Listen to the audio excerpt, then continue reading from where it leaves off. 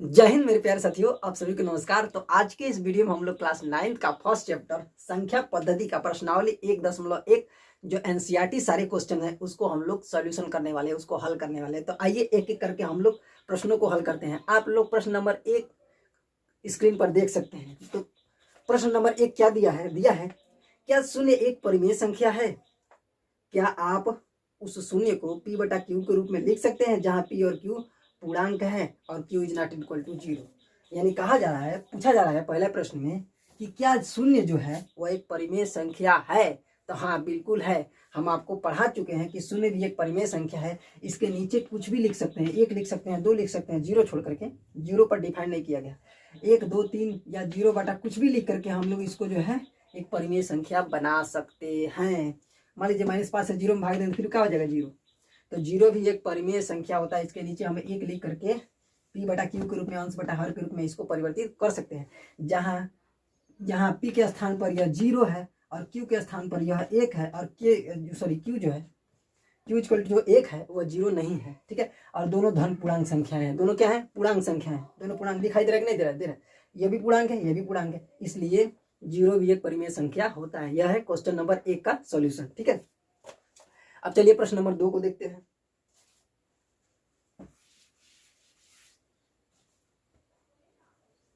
आप question number 2 को देखिए, आपके स्क्रीन पर दिखाई दे रहा होगा। प्रश्न नंबर 2 में पूछा जा रहा है 3 और 4 के बीच में 6 परिमेय संख्याएं ज्ञात कीजिए। एक संख्या 3 है और एक संख्या 4 है। इनके बीच जो है हमें 6 परिमेय संख्याएं ज्ञात करना है। कैसे ज्ञात करेंगे? तो इसके हम आपको जो है आसान तरीके से 2 नियम बतलाए थे। तो सबसे आसान तरीका से पहले बता देता हूँ। फर्स्ट मेथड आप लोग देखिएगा, अपने नोट कॉपी ले लीजिए और फर्स्ट मेथड जो सबसे आसान है उस पर ध्यान दीजिए। 3 और 4 के बीच हमें क्या करना है? 3 और 4 के बीच जो है हमें 6 परिमेय संख्याएं पता करना है। कितना परिमेय संख्या है? 6। हमें कितना परिमेय संख्या पता करना है? 6 परिमेय की संख्या क्या करना है? पता करना है। तो हम क्या करेंगे? जब 6 परिमेय संख्या ज्ञात करना है तो 6 में एगो एक्स्ट्रा जोड़ लेंगे या 7 बना लेंगे। अपने दिमाग में 7 कल्पना करेंगे। 6 में एक्स्ट्रा हमने जोड़ लिया और दिमाग में कल्पना कर लिया 7। अब हम क्या करेंगे कि 3 के हर में 7 लाएंगे और 4 के हर में भी 7 लाएंगे, लेकिन मान में परिवर्तन नहीं होना चाहिए। कैसे लाएंगे हर में 7?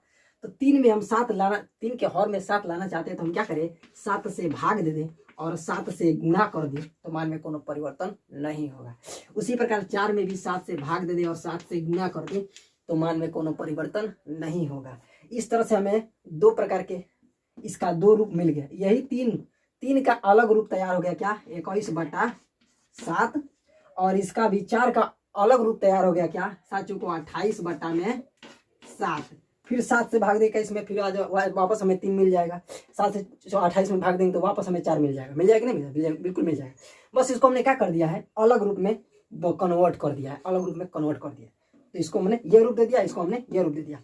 अब हमें इसके और इसके बीच में कितने परिमेय संख्याएं पता करना है बाबू? 6 परिमेय संख्याएं पता करना है। तो कैसे पता कर लेंगे? ऐसे क्या है जी? 21/7 है, इसको छोड़ दीजिए। अब इसके आगे बढ़िए, इसके आगे बढ़िए और 6 परिमेय संख्या तैयार कीजिए। कैसे तैयार करेंगे? 21/7 है ना, तो इसके अगला वाला परिमेय संख्या क्या होगा? 22/7, फिर 23/7, 24/7, 25/7, 26/7, 27/7 और ये लास्ट वाला ये क्या है? 28/7 है। अब थोड़ा इनके बीच में गिनिए कितने परिमेय संख्या हम लोग को मिल गई। 1, 2, 3, 4, 5, 6। 6 परिमेय संख्या पूछा था हमने। 6 परिमेय संख्या इनके बीच पता कर लिया। यानी क्या कहेंगे? 21/7 का मतलब यह है हमारा 3 और 28/7 का मतलब यह है हमारा 4। तो 3 और 4 के बीच जो परिमेय संख्याएं हैं वह 22/7, 23/7, 24/7, 25/7, 26/7 और 27/7। इस तरह से हमने क्या कर लिया? पता कर लिया। उम्मीद है आपको ये जरूर समझ में आया होगा। चलिए एक और मेथड से हम बतला देते हैं। एक और मेथड से क्या हम लोग इनके बीच परिमेय संख्या ज्ञात कर सकते हैं?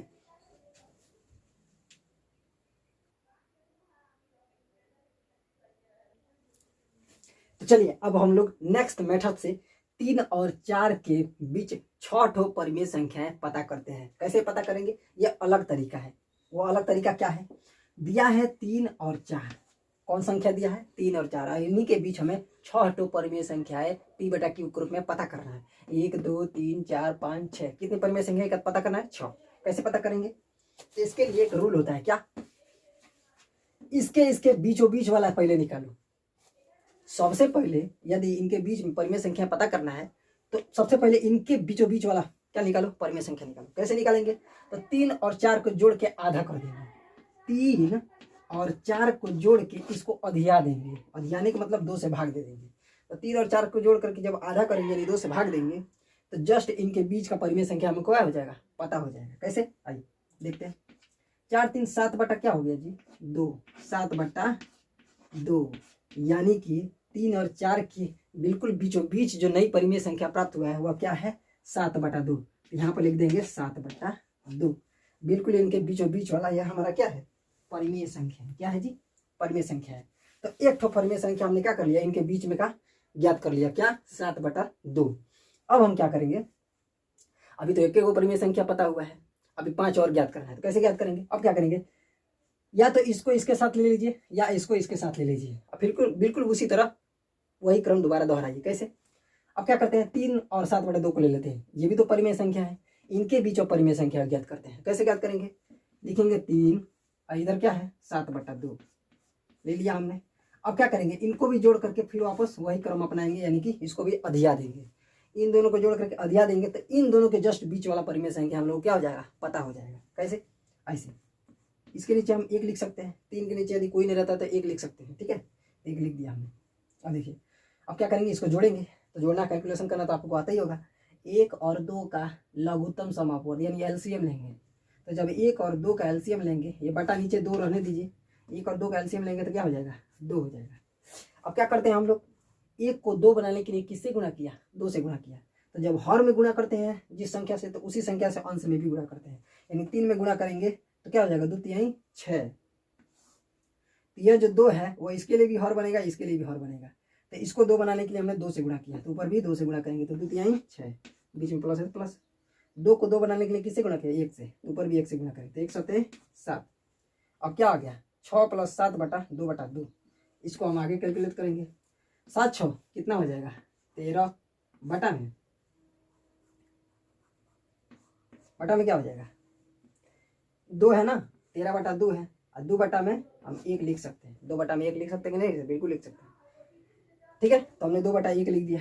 या इसको एक और तरीके से ध्यान दीजिए, 6 + 7 बटा 2 बटा में 2 है ना, तो इस 2 को इस 2 में गुणा करके डायरेक्ट आंसर ले आ सकते हैं। 2 2 4, यानी 13 बटा क्या हो गया, 4।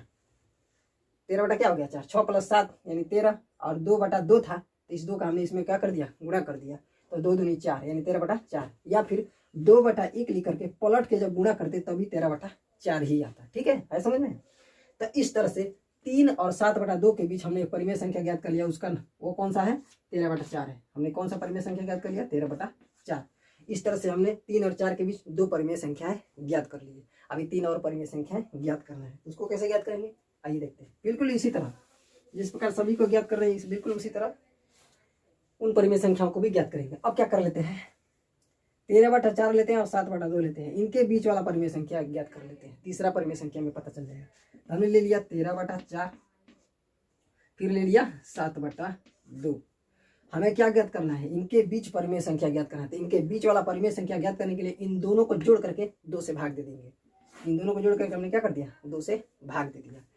कई लोग इसमें अगर कंफ्यूजन हो रहा है तो क्या कर, तब आसान तरीका क्या है, इन दोनों को जोड़ करके 1 बटा 2 से गुणा कर दीजिए। तो इन दोनों को जोड़ करके हमने क्या कर दिया, 1 बटा 2 से गुणा कर दिया। बात वही है, चाहे 1 बटा 2 से गुणा करे जोड़ करके या 2 से भाग दे, बात यह वही होता है। ठीक है, तो हमने क्या कर दिया, इन दोनों परिमेय संख्याओं को जोड़ करके 1 बटा 2 से गुणा कर दिया। ठीक है, अब गुणा कर देते हैं। अरे फिर जब गुणा होने का मतलब 1 बटा 2 से गुणा करने का मतलब वही वापस हर में नीचे क्या आ जाएगा, 2 आ जाएगा। बात वही है। ठीक है, तो या तो 2 से भाग दे जोड़ करके या 1 बटा 2 से गुणा करे, बात वही है। तो वही कर रहे हैं। अब क्या करते हैं, हल कर लेते हैं। कैसे हल करेंगे, 4 और 2 का हम एलसीएम पहले क्या करेंगे, बराबर करेंगे। तो लघुत्तम लेंगे 4 और 2 का, तो क्या हो जाएगा 4। तो 4 को 4 बनाने के लिए 1 से गुणा किया, तो ऊपर भी 13 से में 1 से गुणा करेंगे तो 13 का नाम 13, प्लस 2 को 4 बनाने के लिए 2 से गुणा किए तो ऊपर भी 2 से गुणा करेंगे, 2 2 सते 14, ब्रैकेट में 13 प्लस 14 बटा में 4 गुणे 1 बटा में 2। आगे समझ में दिखाई दे रहा है ना? बिल्कुल दिखाई दे रहा होगा। जी हाँ दिखाई दे रहा है। अब क्या करेंगे, 13 प्लस 14 को जोड़ेंगे, 13 दूनी 26 और 1 25, सॉरी 26 और 1 27, 27 बटा 4 आ गया। क्या आ गया बाबू, 27 बटा में 4 गुणे 1 बटा में 2। 27 का गुणा 1 में करेंगे तो 27 क्या हो जाएगा बाबू, 27 बटा में 4 दूनी 8। इस तरह से 13 बटा 4 और 7 बटा 2 के बीच हमने परिमेय संख्या 27 बटा 8 क्या कर लिया, पता कर लिया।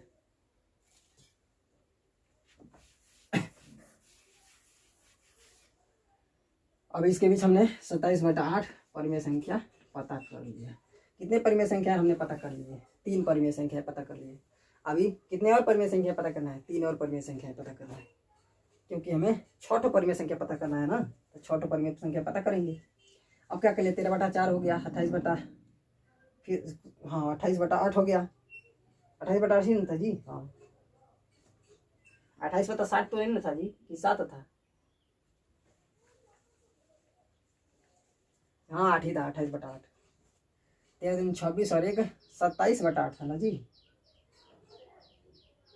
ये 13 बटा 4 था ना, 2 दूनी 4, 7 दूनी 14, 13 दूनी 26 और 1 27 बटा 8 था, सॉरी 27 बटा 8 था। ठीक है, तो हमने 3 परिमेय संख्या ज्ञात कर लिए। अब क्या करेंगे, अब हम 3 और परिमेय संख्या हमको पता करना है, तो क्या करेंगे, 7 बटा 2 को लेंगे और 4 को लेंगे। तो हम ले लिए 7 बटा 2 और ले लिया हमने 4, इन दोनों को जोड़ करके 1 बटा 2 से क्या करेंगे, गुना कर देंगे। ठीक है, अब जल्दी जल्दी थोड़ा लगा देते हैं। 2 और 1 कैल्शियम क्या हो जाएगा, 2 हो जाएगा, 2 हमने ले लिया। ठीक है, अब क्या करेंगे, 2 एक 2, 7 एक 7 प्लस 1 में 2 बनाने के लिए 1 को 2 बनाएंगे, 2 से गुणा किए तो वो भी 2 से गुणा करेंगे, 2 चौको 8 हो जाएगा। ठीक है, 8 7 कितना हो जाता है, 15, 15 बटा 2 और 1 गुणा 1 बटा 2 बना है, तो 15 बटा 2 गुणे 1 बटा 2, 15 का गुणा 1 में करेंगे तो क्या हो जाएगा, 15 बटा में 2 दूनी 4। तो इस तरह से 7 बटा 2 और 4 के बीच जो परिमेय संख्या पता हुआ वो क्या हुआ, 15 बटा में 4 प्राप्त हो गया। ठीक है, आप स्क्रीनशॉट ले लीजिएगा सॉल्यूशन का। अब हम क्या करते हैं, अभी हमें 2 और परिमेय संख्याएं पता करनी है। बिल्कुल वही क्रम अपनाएंगे, जोड़ करके आधा कर देना है, जोड़ करके आधा कर देना है, या 1 बटा 2 से गुणा कर देना है, जोड़ करके आधा करना है या 1 बटा 2 से गुणा कर देना है। कितने परिमेय संख्या हम लोग पता हो गया, 1 2 3 4। अभी हमें 2 और पता करना है, क्या करेंगे, अब 7 बटा 2 और 15 बटा 4, अब इनके बीच वाली परिमेय संख्या पता कर लेते हैं। लिखेंगे 7 बटा 2 फिर 15 बटा 4। अब हमें चूंकि इनके बीच का परिमेय संख्या पता करना है तो क्या करेंगे, इन दोनों को जोड़ करके 1 बटा 2 से गुणा कर देंगे, तो 1 बटा 2 से गुणा कर देते हैं।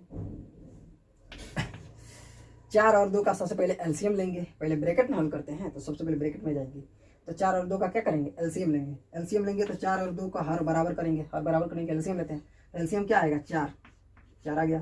तो 2 को 4 बनाने के लिए 2 से गुणा किए तो ऊपर भी 2 से गुणा करेंगे, तो 2 7 14 प्लस 4 को 4 बनाने के लिए हमने 1 से इसमें गुणा किया, इसमें 1 से गुणा किया तो ऊपर भी 1 से गुणा करेंगे, तो 15 का नाम 15, ब्रैकेट में आ गया 14 प्लस 15 बटा में 4 और गुणे बाहर 1 बटा 2 है। अब क्या करते हैं, ब्रैकेट को सॉल्व करते हैं पहले, तो देखिए 14 प्लस 15, 14 दूनी 28 और 1 27, यानी 27 बटा क्या आ गया 4, 27 बटा 4, और इधर क्या है 1 बटा में 2। ठीक है, तो 27 से का नाम 27 और 4 दूनी 8। ठीक है, 27 से का नाम 27 और 4 दूनी 8, 27 बटा 8। यहाँ पर 28 था क्या जी,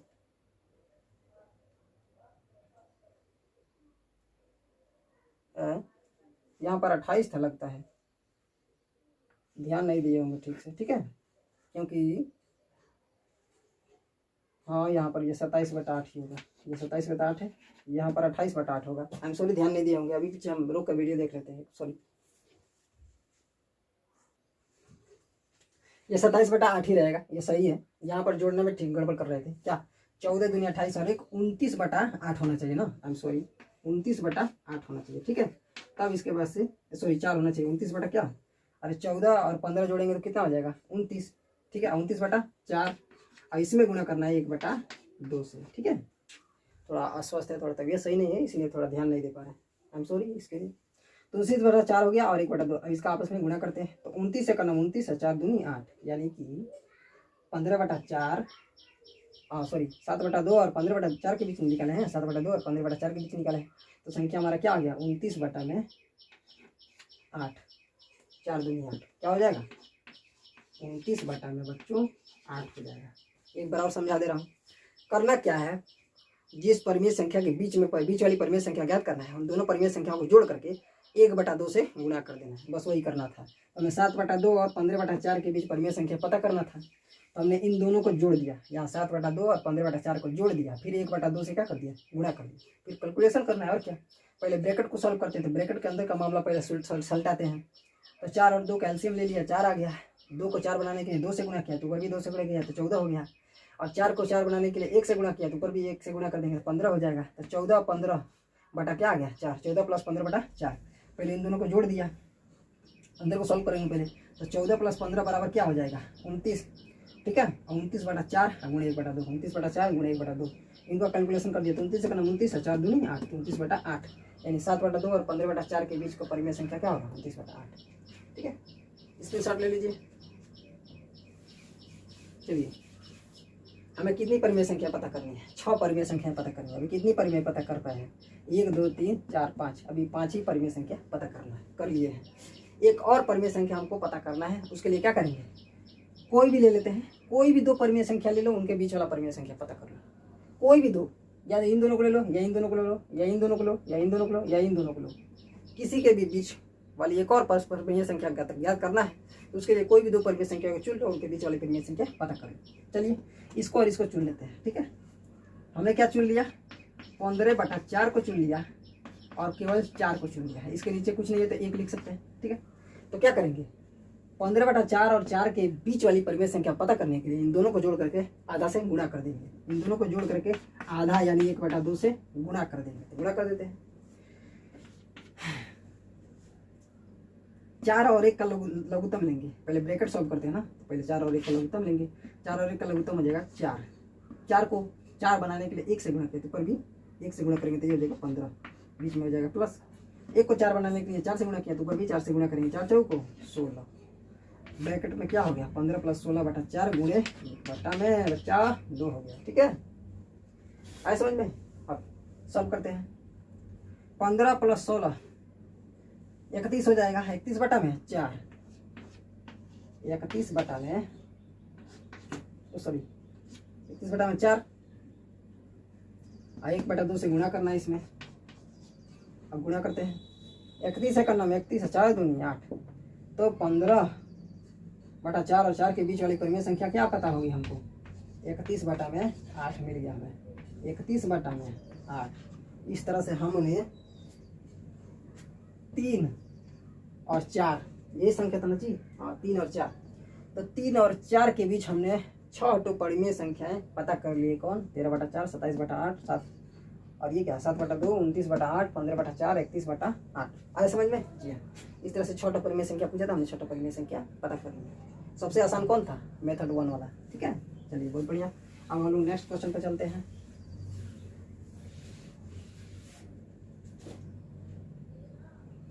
नेक्स्ट क्वेश्चन,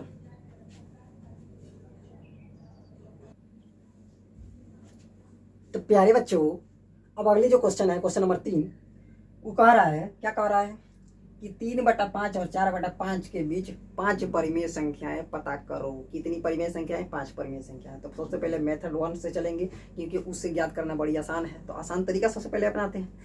ठीक है, फिर सेकंड मेथड से आप लोग करिएगा, उसको भी कर सकते हैं लेकिन ज़्यादा टाइम लग रहा है।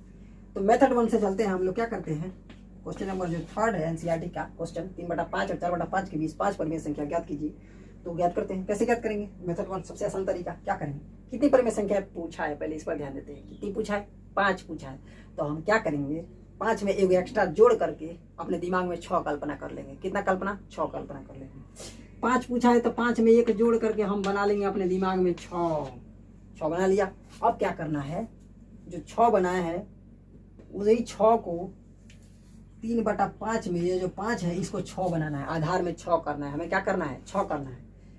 इधर भी 4/5 है, इसका भी आधार हमें 6 बनाना है। अब बनाने के लिए क्या करेंगे? ऊपर नीचे 6 से गुणा कर देंगे। ऊपर नीचे 6 से गुणा कर देंगे तो हमें क्या हो जाएगा? ध्यान दीजिए, अभी आप लोग कंफ्यूज हो रहे हैं। कंफ्यूज होने की कोई बात नहीं है, सीधी बात बस इतना पकड़िए। हम क्या कह रहे हैं, अपने दिमाग में हमने कल्पना कर लिया कितना? 6 का। अब हमें क्या करना है?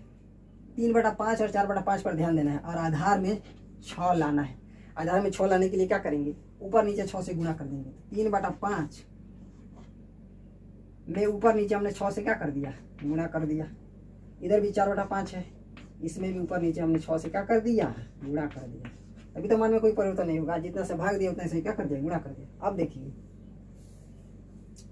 ऑप्शन ध्यान से समझिए। अब कई लोग कल्पना करेंगे, सर जी तो आधार में 6 बनाने के लिए कहा था, लेकिन यहाँ 6×5 = 30, यहाँ 6×5 = 30 हो गया, तो क्या 6 कहाँ आया? तो इससे कोई मान में परिवर्तन हुआ? बिल्कुल नहीं परिवर्तन हुआ। बस हमें क्या करना था, इस पर ही ध्यान देना था। 5 पूछा था तो एक एक्स्ट्रा जोड़ करके 6 बना लेंगे और उसी 6 को क्या करते हैं?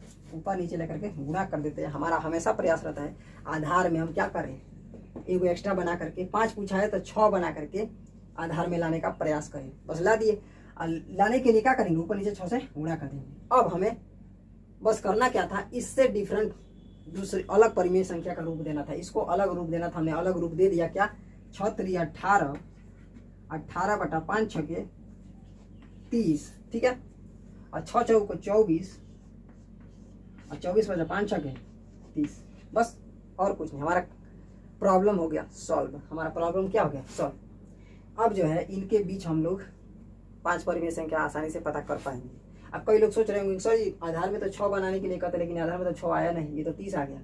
कोई बात नहीं, 6 अगर आ जा रहा है तो 6 लाइए, और नहीं तो 6 से ऊपर नीचे गुणा करके इसका रूप अलग बदल दीजिए। इसका रूप क्या कर दीजिए? अलग कर दीजिए। अलग जब रूप करेंगे तो अपने आप उसका आधार जो है बराबर हो जाता है। आधार बराबर हो ही जाएगा, वो पक्का हो जाएगा, ठीक है। तो हम यहाँ पर देख रहे हैं अलग रूप हमने क्या कर दिया? बदल दिया। इनके बीच हमें कितनी परिमेय संख्या पता करनी है? 5 परिमेय संख्या पता करनी। देखिए ध्यान से समझिए, क्वेश्चन में कभी कभी ये हर बराबर आ भी सकता है, नहीं भी आएगा तो वहां पर क्या करेंगे? हम लोग हर को बराबर करेंगे। अब कई लोग कंफ्यूज हो गए, ये क्या कर रहे हैं सर जी, कुछ समझ में नहीं आ रहा है। एक बार और समझा देते हैं। देखिए ध्यान से, कहने का मतलब क्या है, हमें जो है 3/5 और 4/5 के बीच 5 ठो परिमेय संख्या पूछा था, तो इसके लिए हमने 5 में एगो एक्स्ट्रा जोड़ करके 6 दिमाग में कल्पना कर लिया, हमने लिख लिया 6, ठीक है। अब क्या करेंगे? हमारा प्रयास रहेगा या तो इसके आधार में 6 ले आए या इसको अलग रूप दे दे। कैसे? तो ऐसे हमारा प्रयास है आधार में 6 लाना ना, तो आधार में 6 से गुणा करेंगे, फिर ऊपर भी 6 से गुणा कर देंगे, ठीक है। अब इधर क्या है? 4/5, तो इसमें भी आधार में 6 से गुणा करेंगे, ऊपर भी 6 से गुणा कर देंगे, ठीक है। या तो इस परिमेय संख्या का आधार में 6 लेंगे या इसका डिफरेंट रूप दे देंगे। कैसे देंगे? 5 पूछा है तो 5 में एक्स्ट्रा 6 जोड़ कर, 5 में एक्स्ट्रा 1 जोड़ करके 6 बना करके ऊपर नीचे 6 से गुणा करके हम चाहेंगे इसका अलग रूप दे देंगे, तो हमें अलग रूप मिल गया। 3 × 6 = 18 और 5 × 6 = 30 और 4 × 6 = 24 और 5 × 6 = 30। अब ध्यान दीजिए, यहाँ तो आधार बराबर देखने को मिल गया, यहाँ तो आधार देखने को बराबर मिल गया। अगर आधार कोई जगह नहीं बराबर आता है ना, तो हम क्या करते हैं? वहाँ भी वापस एलसीएम लेकर के आधार को बराबर करते हैं, वहाँ बराबर करेंगे, ठीक है। याद रखिएगा, वहाँ पर एलसीएम लेकर के बराबर कर लेते हैं, तब आगे अगला जितना भी पूछा है परिमेय संख्या ज्ञात करने के लिए वो हम लोग ज्ञात करते हैं। तो यहाँ पर तो पहले आधार बराबर हो गया। अब क्या करना है? बस 5 परिमेय संख्या बतला देना है। तो संख्या क्या मिला? 18/30 और 24/30। अब हमें 5 एक्स्ट्रा परिमेय संख्या इनके बीच वाला क्या करना है? पता करना है। तो कैसे पता करेंगे? 18 बाद क्या आता है? 19, ठीक है। इधर लिख देता हूँ ताकि आप लोगों को दिखाई दे। 18 के बाद क्या आता है? 19, तो 19/30 हो गया। 19 के बाद क्या आता है? 20, तो 20/30 यह अगली परिमेय संख्या हो गई। 20 के बाद क्या आता है? 21, 21/30, 21 बाद 22, 22/30, 22 के बाद 23, 23/30। कितनी परिमेय संख्या हो गई? 1, 2, 3, 4, 5। तो इस तरह से हमने 18/30 और 24/30 जो कि 3/5 और 4/5 का ही रूप है। कैसे, अभी देख लीजिए। वापस जब हम ऊपर नीचे 6 से भाग देंगे, 18 में भी 6 से भाग देंगे या 6 से दोनों को काटेंगे तो 6 3 18, 3 बार में कट जाएगा, 6 5 30, ये 5 बार में कट जाएगा। तो इस वापस हमें 3/5 मिल गया कि नहीं मिल गया, वही मिल गया कि नहीं मिल गया, बिल्कुल मिल गया। और यहाँ ऊपर नीचे 6 से जब काटेंगे तो 6 चौको 24 और 6 5 30, यहाँ भी 4/5 मिल गया। यानी बस इसका हमने रूप परिवर्तित कर दिया था 18/30 और 24/30 के रूप में, ठीक है। लेकिन वो था क्या, 3/5 ही और 4/5 ही था। तो इनके बीच ही पूछा था, तो हमने इनके बीच पता कर लिया। कितनी परिमेय संख्या है, 5 परिमेय संख्या। कौन कौन सी हैं, 19/30, 20/30, 21/30, 22/30, 23/30। उम्मीद है आप लोगों को ये समझ में आया होगा। नहीं समझ में आया होगा तो वापस वीडियो को पीछे करके समझ ले लीजिएगा, ठीक है। आपके हाथ में ही मोबाइल है, वीडियो है। तो चलिए अब हम लोग नेक्स्ट क्वेश्चन पर चर्चा करते हैं, क्योंकि अगर सेकंड मेथड बताएं तो उसमें भी ज़्यादा टाइम लगेगा, वीडियो लॉन्ग हो जाएगा। आप लोग प्रयास कर लीजिए। तो चलिए क्वेश्चन नंबर 4 के 3 क्वेश्चन दिए गए। क्वेश्चन नंबर 4 में भी 3 प्रकार के मैंने 3 क्वेश्चन पूछे गए हैं, वो एक एक पढ़ के हम आपको बतलाते हैं। आप स्क्रीन पर देख सकते हैं। पहला क्वेश्चन पूछा है क्वेश्चन नंबर 4 में कि प्रत्येक प्राकृतिक संख्या जो है एक पूर्ण संख्या होती है। तो बात बिल्कुल सही है, क्योंकि गिनती की जितनी भी संख्या है 1 से लेकर के अनंत तक, वो सभी क्या कहलाती है, वो सभी क्या कहलाती है, या तो प्राकृतिक संख्या कहलाएगी या फिर धन पूर्ण संख्या भी कहलाती है या धन पूर्णांक संख्याएं भी कहलाती है। तो जितने भी प्राकृतिक संख्याएं होती है वह एक पूर्ण संख्या होती है। ये बात बिल्कुल सत्य है, ठीक है। सत्य से तो पूछा था तो सत्य है। दूसरा क्वेश्चन देखते हैं। प्रत्येक पूर्णांक एक पूर्ण संख्या होती है। प्रत्येक पूर्णांक एक पूर्ण संख्या होती है, तो बिल्कुल बात गलत है। देखिए, अधूरापन प्राकृतिक संख्याओं में ही था। अधूरापन किस में था, गणना करने में। जब गिनती करते थे तो जब बात आती थी कि एक भी कोई मतलब वस्तु नहीं है तो उसके लिए कौन सा संकेत प्रयोग करेंगे, तो 0। तो उसके लिए उन्होंने 0 को इंक्लूड कर दिया। 0 को इंक्लूड कर देने के बाद 0 से लेकर अनंत तक की जितनी भी संख्याएं बनी उनको उन्होंने बोला धन पूर्ण संख्याएं। उन्हीं संख्याओं को क्या बोला, पूर्ण संख्या। उन्हीं संख्याओं को क्या बोला, पूर्ण संख्या। तो पूर्ण संख्या केवल किनको बोला, 0 से लेकर के अनंत तक की जितने भी गिनती में जितनी भी संख्याएं आ रही थी, बस उसको मिला करके 0 को लेकर के 0 के बाद जितनी भी गिनती की संख्या आ रही थी उनको मिला करके उनको बोला पूर्ण संख्या। क्योंकि अधूरापन इन्हीं संख्याओं में था, इनको मिला करके इनको पूर्ण संख्या बना दिया गया। लेकिन माइनस की जितनी भी संख्या है, जैसे -5 हो गई, -6 हो गई, -7 हो गई, इनको पूर्ण संख्या तो नहीं कहा था। शुरू में पूर्ण संख्या किनको कहा था, इनको कहा था। इनको बोला गया ऋण पूर्णांक संख्या है। ये खुद कर्जा में होती थी, कहाँ ये पूर्ण है, ये अपने आप में पूर्ण है। बताइए, जो धन में होता है, जो प्लस में होता है, वो ना पूर्ण होता है, वो ना पॉजिटिव रहता है, अपने आप में पूर्ण होता है। तो एक इस सेंस से भी आप लोग समझ सकते हैं। लेकिन ये खुदे कर्जा में ये पूर्ण है। हम कर्जा में तो हम पूर्ण हैं नहीं, हम कर्जा में, हम कर्ज में है तो हम पूर्ण कहलाएंगे, नहीं कहलाएंगे। तो ऋणात्मक वाली जितनी भी संख्याएं होती है वो केवल ऋण पूर्णांक संख्याएं कही जा सकती हैं। केवल क्या कही जा सकती है, ऋण पूर्णांक संख्याएं कही जा सकती हैं।